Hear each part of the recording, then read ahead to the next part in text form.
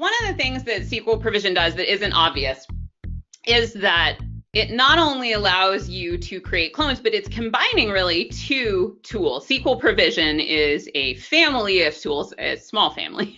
It combines provisioning in SQL clone, and then it combines that with data masking as well. So when you are setting up an image itself, you can choose to modify that image. You can apply masking to it. You could also do modifications when you're creating the clones, but you really want to generally do it when you're creating the image so that it's pre-done and all of your clones are just ready to go without modifications. But if you need to do custom scripting for things like users, for individual clones, you do have some freedom there. But when it comes to masking production data, we did ask some questions about that in the 2019 State of Database DevOps report. And we just asked, so the data in your dev and test environments, what kind of data are you using? And people could give multiple answers because sometimes we do have different environments that have different types of data in them. And 65% of responders said at least some of their environments is a copy of production. 36% said the sensitive data is masked. That's a really small number. 30% said it's a subset of the total data. So some of these folks may not be doing masking. They may be saying, well, we're just tables that have sensitive data in them. We just truncate those and we just remove columns. And 29% said the data is manually created. So we don't even use production data. We are just generating that data either manually, that's 29%, or automatically, that's 18%. So the question here is, which of these is better? And you don't have, I mean, you can have a favorite, but you also may have different cases where this is better. You know, some things are better than others. So in terms of these scenarios, which of these scenarios is generally best, but are there other cases where you would use something like manually creating or automatically creating data or doing a subset of the total data? Well, it's the only actual scenario where generating data automatically would be feasible for me is when we're talking about testing. So if you want to generate a workload to validate if this new index that you've created is going to be efficient or not, or how that interacts with your environment, then yes, absolutely, I see value in that. But when it comes to QA or UAT, absolutely, you want to have, in order to have the most realistic outcome and most precise, more accurate outcome, you want to be able to have data that it's that looks like production, that it has the same density, so your tables are have the same distribution in terms of data. So in order to achieve that, statically masking your data would be the most efficient way to achieve that level of accuracy that it's ideal in terms of successful development. Yeah, it's my take. Yeah, I mean, I pretty much agree, really, in terms of, Pretty much, yeah. Only pretty much. Yeah. I'm a Kiwi. We understate everything, except rugby. And even then, we just go, yeah, we won. Cool. We actually normally thank the other team for turning up, but anyway. Nicely too, by the way. Look, one of the reasons why I'm a fan of generating data is because there are times where I don't want the test to run over 1 million rows. I may only want to run over 10 rows because, you know, for this, that, and the other. But as we move up higher in the environment level, then I need to get as prod-like as I can. And don't get me wrong, the whole way through from dev, QA, functional test, you know, system integration, UAT, staging, whatever, they're all prod-like, i.e. I'm still deploying to them from a model that's defined in source control. But I may need to seed some of the lower environments with just a little bit of referential data. But again, I need as I move higher up, especially if I'm stress testing, so, you know, a number of times I have clients that don't have a performance testing environment. Why don't you have a performance testing environment? Because we don't have the space for it. We don't have this, and we don't have that. And one of the things that, you know, the likes of SQL Provision helps with is we're going to have a smaller footprint for some activities, but also we can mask the data. You can truncate the data, but there may be issues associated with that, and you may in fact introduce bugs that, you know, your software is not used to, you know, having no data whatsoever in that table. So if you can mask it and you can do that efficiently in an automated fashion, then, you know, that's where things like data masking, you need to, you know, utilize them, because without them, you've either got no data, or worse, you've got confidential data sitting outside of a prod environment, and, you know, that's just where a lot of people may have access to it, who need access to it, right? For sure. These days, hackers, like people who want to get to your data, they may try to hack through they may try a SQL injection attack. They might through production, but they're also much more likely to say, I'm going to try a phishing attack on the people in this organization and see whose network credentials I can get so I can log in as them. And then even if, you know, they're a developer who has permission to a lower environment, there may be all sorts of goodies, not really goodies, in that environment that suddenly they have access to if it hasn't been masked. So absolutely, yeah, the nature of data breaches isn't what it was 15 years ago. Absolutely. Yep. Yeah. It's very, very worth bringing it up. Like the amount of data breaches that are coming from internal actors is exponentially higher these days. So because our lower environments aren't as protected as our production, it's absolutely paramount that we take all the necessary actions to make sure that those lower environments do not have any sensitive data in it. Yeah. Oh, go ahead. No, you go.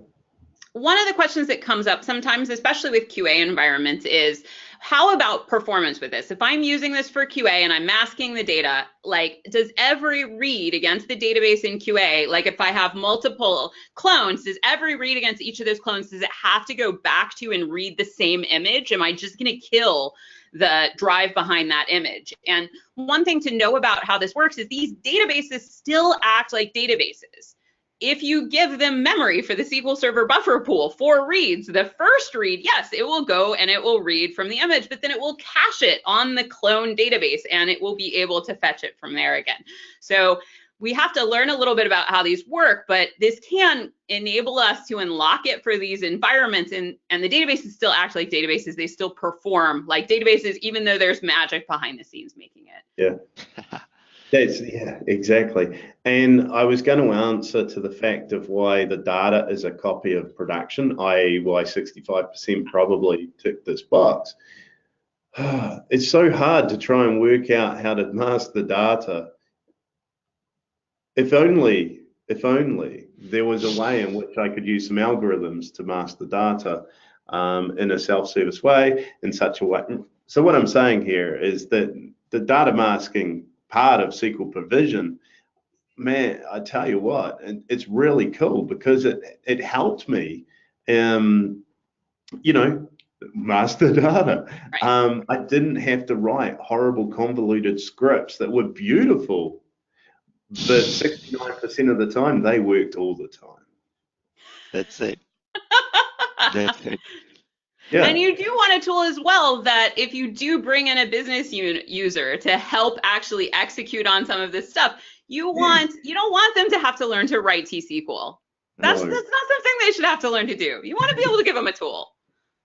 Yes. I want them to be able to use a tool. Yeah, exactly. And that empowers them as well. And again, it's a catalyst for that collaboration stuff. So often I'm in a cupboard writing T-SQL because no one wants to talk to me. And when they come to me with their business needs, I have to write the T-SQL. Whereas with this utility, then they can use it themselves because they know more about that stuff than I do. I know just a little bit more about T-SQL than them. So if they start learning T-SQL, I'm out of a job. They'll just lock the cupboard at that point. Yeah, I'll never get out. That's no good. So we have a final question based on this fact. The question number 24 on the survey, the Database DevOps Report survey, was, would your production data need to be modified or masked before use in development, test, or QA environments? So no matter what you're doing, just if you were to use that data, would it need to be masked? And 53% said it would need to be masked, 33% no, and 14% said not sure. So my question to you is, do you think this 53% of production data needing to be masked, do you think that these people were kind of overestimating, underestimating, or what? Like, do you think that really only 53% of these databases have data in them that needs to be masked? Because this seems incredibly low to me. Absolutely. And that's my call as well. My call is that number is extremely low. Like, it's quite unusual for a database not to have at least some data that can be used to personally identify someone, being that someone a vendor or an employee or a client, someone. So, and if there is such thing, and with that in mind, if any development is being done on that database, as a business, we need to make sure that we are taking all the possible measures to protect that data, not only on production, as I expect everyone is already doing that, some to protect it, but also as that data leaves production to our lower environment. So I guess one big incentive to protecting that data is the rapid growth on the number of regulatory bodies around compliance requirements, which in itself, it's a statement that evidences that need. So I definitely think that number is way too low. Here's the deal, right? One of the great things is it's February 2018. We don't have to worry about GDPR. That's going to happen in May, right? Like we're going to fix our systems before May. It's February 2019 and people have not got it. Yeah. People, GDPR. A lot of us still don't understand what harm can be done just by having someone's phone number. And this has become more well known lately, but many people, like if your phone number is out there, people can often find other facts about you in the public record. And they can do something like call up your phone provider and port your phone number. They can do what's called a SIM hijacking by using this other data they found about you from all of these data breaches that have happened to get temporary control of your phone number. And then guess how, even if you have two-factor auth set up, guess what it's all based off of? Once someone has your phone, they can wreak horrible havoc on your life. So even a column as simple as phone number, that needs to be taken care of. Which I think it wasn't obvious to me until fairly recently that was true. So. Yeah, exactly. And again, sorry for hacking your phone, Kendra. It seemed a joke at the time. I was like, this will be funny. But yeah. Just made a few purchases on your credit card. Really, it was good stuff, right? My view, it's way too low. It's not 53%. It should be like 98, 99, even 100%, because any information, my name, it's too valuable. Yeah. Well, the Northwind database, none of the data in there has to be maxed. The Microsoft Northwind database is perfectly safe. 99.9%. 99.9%. 100 million Northwind databases out there.